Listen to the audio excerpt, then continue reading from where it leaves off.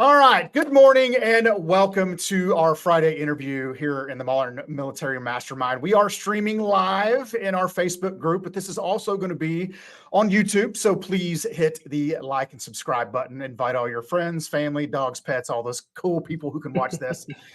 But I am really excited about my first guest, honestly, on the way we've kind of restructured this. And what I want to try to do is invite people that are going to provide value, right? And it's not always who's closing the most loans, who's doing the most transactions, but who I feel like can add value to not only your life, but your business. And those two things, in my opinion, are intertwined because we operate with our families and our business and we try to find that work-life balance.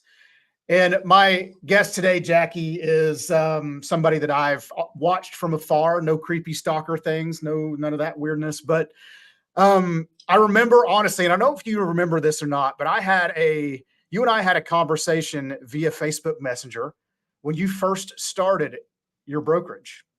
Oh, I don't remember. Tell me, I what did I know. say? I have a mind like an elephant. Okay. So you and I had a conversation and I was like, okay, are you excited? Right? Are you scared? What is that feeling that you get when you're stepping out into the unknown, something you've not done before?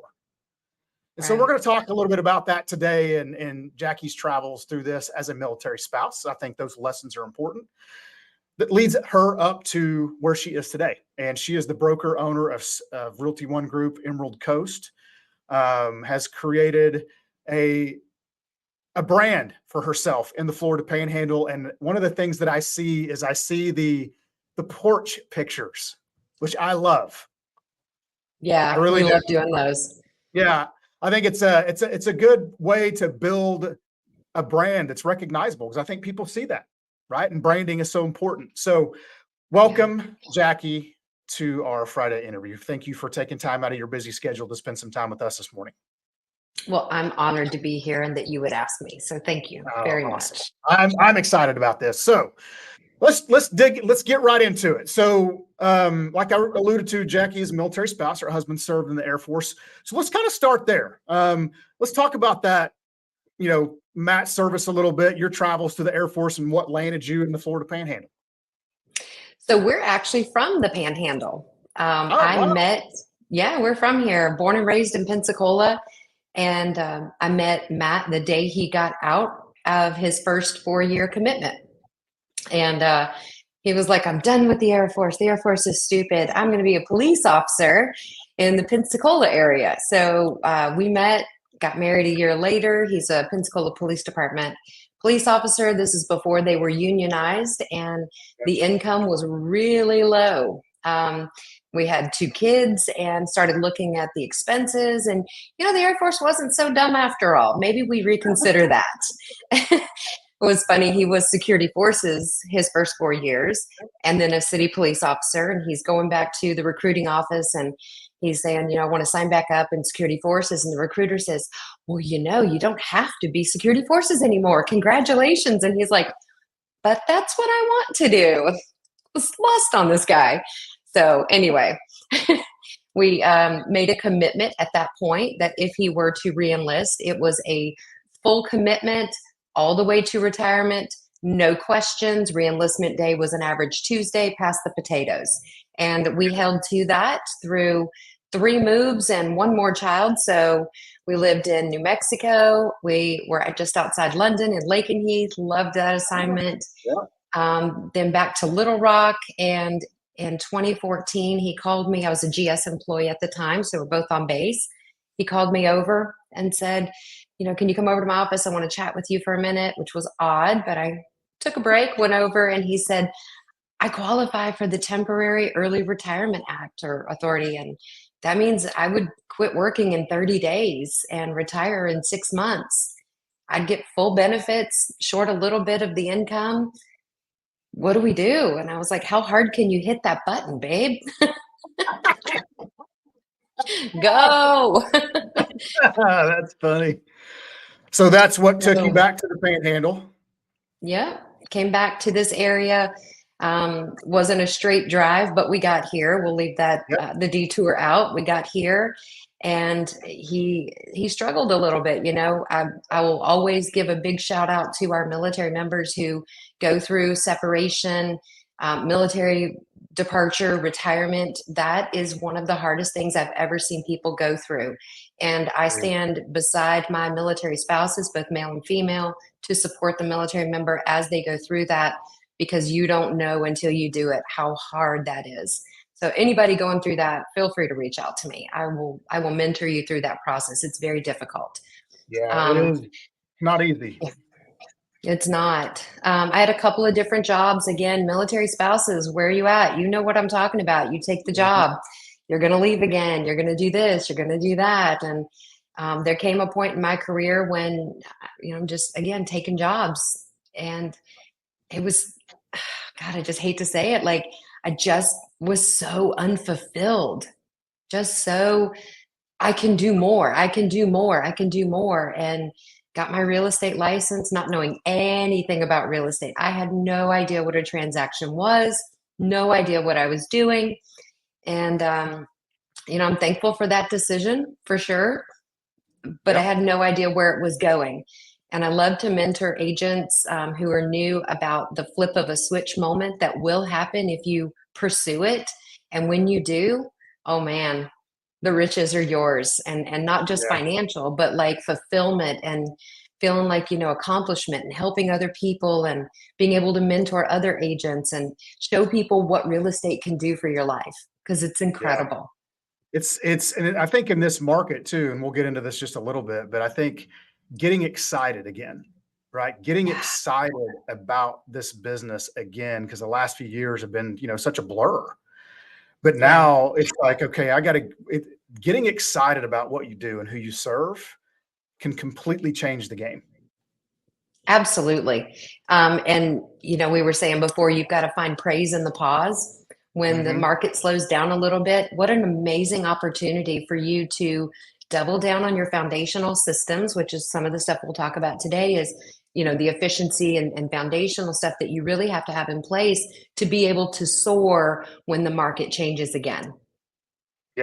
So let's get into that. Right. I mean, I know there's a lot of agents that will watch this live, and we're going to share this out to people because, I think in this market that we're in, a lot of people haven't experienced something like this. This is new territory. And from my observations, and being in this business for 20 years, I've seen what I would consider to be a lack of leadership in those types of areas. Because most people, and then this is just a fact, they get self-absorbed when it comes to that, right? They don't think about Yeah. other people. And the one thing that I've watched, you do, and I know agents that work in your offices is that trying to always maintain those connections, right? And we talked about that a little bit before we came live is Yeah. connections and keeping those connections in this market, because it's easy to get discouraged. It's easy to kind of Mhm. stray a little bit. So let's talk about some of the things that you do with your agents and some of the things that you walk them through as it relates to that. If I may take a moment to come from a position of why should we listen to her? Again, knowing nothing about real estate at all, I do have a Yep. business degree with a minor in marketing. I've been a manpower analyst for the Air Force. I've worked for marketing for the Air Force. And in my first 6 months in real estate, I sold 6 properties. My first full year, I sold 58. My second year, I sold 69. And my third year, I sold 140. Not on a team, that's an individual. And It's you amazing, can, by the way. it is. I look back on it, I'm like, that was insane. And I remember that 2019, the year of 140, in December or January, I had the conversation with my spouse and kids. This is my goal to help 100 families this year. Are you on board? Because I cannot do this by myself. Like, there are going to be sacrifices as a family to do this, but I felt like it was a once in a lifetime opportunity to build when I was in that momentum. I was riding the wave, right? So continue riding the wave. It will be rewarded later for it. And my kids understand that as the opportunity to hear yes more. And they've So enjoyed that. do you think would you attribute some of that to being a military spouse, right? Because you look at, they have to ask for help in different places and lean on different people and include everyone to do that. Do you think do you attribute some of that to that spouse life? Yes, definitely through needing to ask other people and having this ego drop. I'm not going to get there by myself. Right. I'm going to need help to do that. I'm going to need friends. I'm going to need family. I'm going to need that support. And by this point, for the record, my retired Air Force husband quit his government contracting job to help me get this goal accomplished. And he still to this day works with me. So right. Yeah, I it love it. absolutely is. I love it. Absolutely is. You look at some of the most successful around the country, not just in your area, but that seems to be a general theme. They're getting the families involved and their kids and their spouses quit their other jobs. And because now it's like a family affair. And honestly, I mean, what better way to live life than to include your family, you know? Absolutely. And what's so funny is I've got my notes here so I don't forget any of my topics. And the very Sure. first one is in contrast to something you said earlier. You said we're all trying to find that work-life balance. And my very first note is to remind everyone there is no such thing.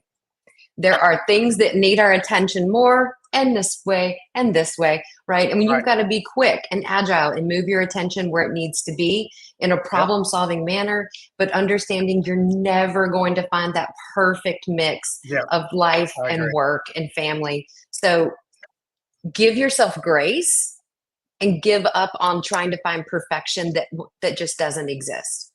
Yeah, I think there's a saying that perfection is the enemy of profitability, right? And I Oof, think good. that can be attributed kind of along these same lines. Is that I think we may search for that perfect life balance, but the fact that it doesn't exist will give you the Mhm. fuel to say, okay, I can go do these things, and then I'm going to take time off to go spend with my family and go on vacation or whatever that is. But that may be Yeah. a 60-40 split. That could be a 70-30 split for some people.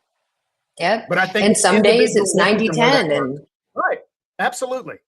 And yeah. so, but I think realizing that and coming to terms with the fact that Mhm. it's never going to be 50-50. That is a Never. myth. It's a myth. It's It never going to is. exist. And when we can take any of those ideals off of us and say, you know what, that doesn't serve me anymore. What am I striving for? I'm striving to tell my kids yes more. I'm striving to make the time that we do have together more intentional. Those are goals that I can actually hit. A balance of work and life, especially in the real estate mortgage industry, it's a myth. Let it go. Yeah. And I, as